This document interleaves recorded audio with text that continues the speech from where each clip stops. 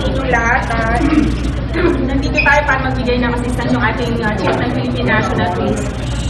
Doon sa ating kamamatay na pulis kagabi, si SPO4 Edmar Dumagat. Edmar is survived by his wife and his only daughter.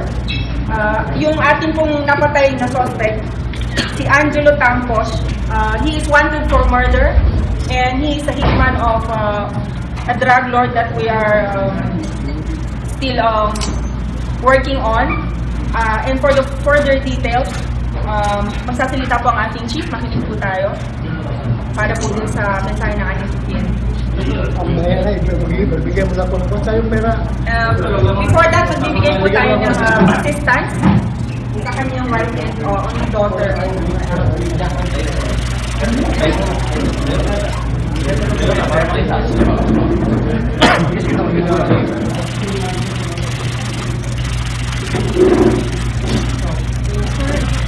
Only daughter po siya. Kaka-birthday niya lang po noong August 2.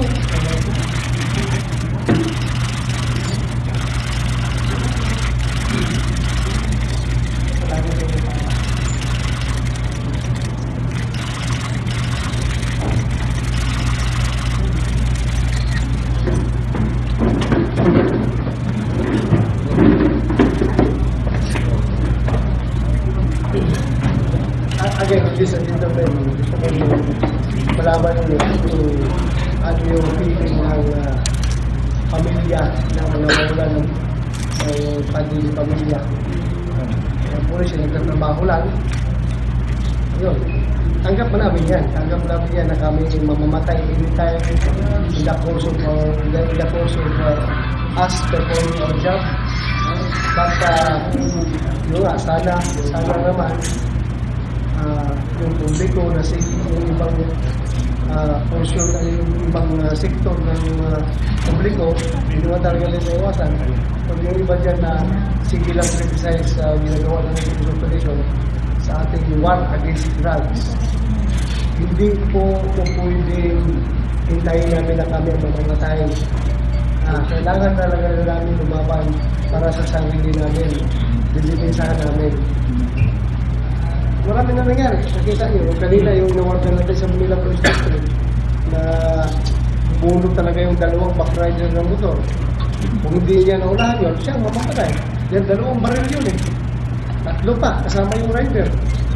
So, the public should understand the threat that we are facing in our day-to-day existence bilang mga alagad ng batas. Huwag mo sana tingnan na lang palagi sa in the light of accusations na pinapatay, sadyang pinapatay yung mga drug suspects na hindi walaban. Hindi po. Kung alam lang ninyo, yung inaharap na ating kapulisan na danger, talaga maniniguro ka. As I have said to all my policemen, huwag ninyong hintayin na magiging ganito yung pamilya ninyo. Huwag ninyong hintayin na magiging yung pamilya ninyo. You have to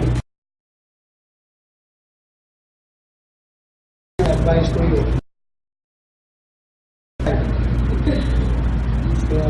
Thank you, sir. Sir, we have a question from Aya Makalma. Sir, how hard sa inyo as the father of the organization to lose a policeman, especially ngayong kayo humaharap sa pamilya? Masakit sa amin. Pero mga anak ko na rin yan. Mga tao natin yan. We have a family. Kung wala ka ng family member, masakit sa'yo, di ba? Lalo na makita ko yung asawa, yung anak na nawawalan. Lalo masakit yan. Masakit talaga. How do we appease them, sir? I mean, your men and their families as well to continue on with their job, sir. As I said, there's no substitute for life. Life ng isang pulis na wala pong kabayaran yan. Kahit no amount of money na may bigay mo sa kanila, no amount of assistance na pwede mong ibigay sa kanila para mag-compensate yung loss na kanilang mga sa buhay.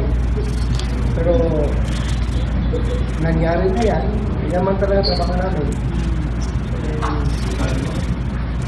Sige lang, just continue. continue with the fight.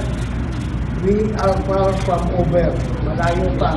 Malaking gira pa itong gagawin natin. We are still on the first month. Nagkatapos na natin ang first month sa ating war on drugs. Still have 5 months to go. Alam natin marami pang pwedeng buhay na manalagas along the way. Be it the lives of the criminals or the lives of my men.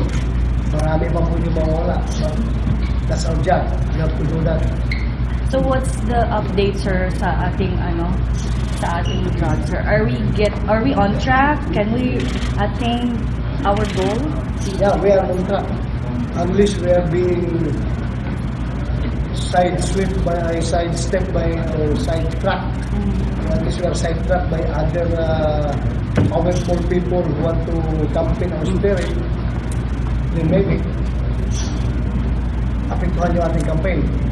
But hanggat buhay pa ako, our fight will continue. I will continue encouraging and motivating my people, my men, to go with the fight. Walang katapusan ito. Hanggat matapos ito, hindi pa tapos. Hanggat hindi pa tapos. Tapusin namin ito. Thank you, sir.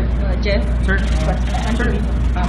una po sir, nakikiramay po kami dun sa family in behalf po ng mga victims.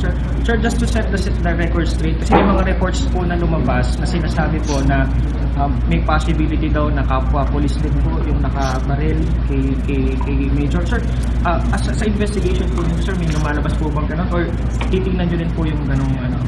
Titingnan naman yan lahat ng gulo. Titingnan naman yan. But as I have said, yun naman sa mga nag-speculate. Opo. Yun naman sa mga gustong maninira sa trabaho namin. Huwag naman sana kayo gumawa ng istorya, gumagawa ng speculation, gumawa ng intriga, dahil patay na lang yung tao. Patay na yung sa mga namin, gumawa pa ng istorya, nakapwa-pulis na pumatay. Nakita naman yun, mayroong kalaban, nakipagparilan, nandun yung patay yung kriminal na sinisilpan ng waran. Huwag naman sana gagawa ng mga kwentong gano'n. Kung mayroon mang ganun, lalabas ang investigation yan. But if it is coming from the outside, gusto lang talagang mag-intriga, huwag naman yung gawin yun. Kita naman yun yung pagdalamahan ng pamilya. Huwag saan ang gawin yun. Thank you, sir. Sam Nielsen from DZW.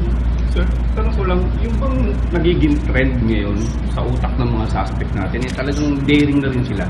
Ready to fight na rin. Papatay kung papatay. Sinabi nga nitong mga doon sa Manila Police District, diba? Meron sinabi yung mga drug personalities doon na sila, all outward din sila against sa police ng Manila Police. So, ganun yun. This is war. Gusto nila ganun. Hindi lang tayo. Wala atrasan nito. Siguro, nakikita nila talaga seryoso ang police. Noon, bini-baby sila ng police eh. O minsan pa, pinagpipiraan pa sila ng police. Imbis na hulihin sila, pinukutungan pa ng pulis. So, lumalaki yung kanilang ulo. Sabi na, pulis, katapat yan, pera lang. Ngayon, wala na pera na katapat ngayon sa kanila. Bala ang katapat sa kanila ngayon. Bala ang katapat ng mga kriminal at mga drug personalities ngayon.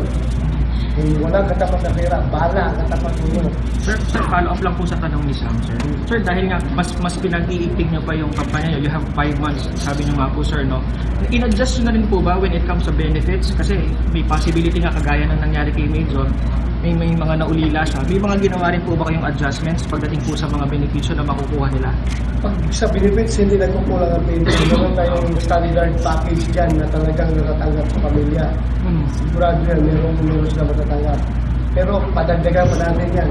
I will report to the President na kailangan dagdagan. And the President is very much willing to support our efforts. Ano kailangan, susuportahan niya.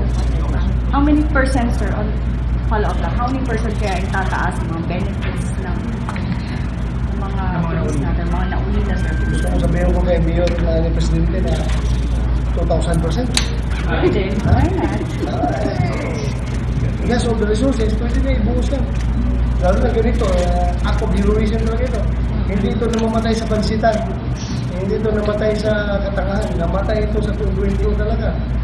So, pwedeng bigyan talaga ng malaking tulong. But as I have said, no amount of money, no amount of financial assistance can compensate for the loss of the life of our policemen.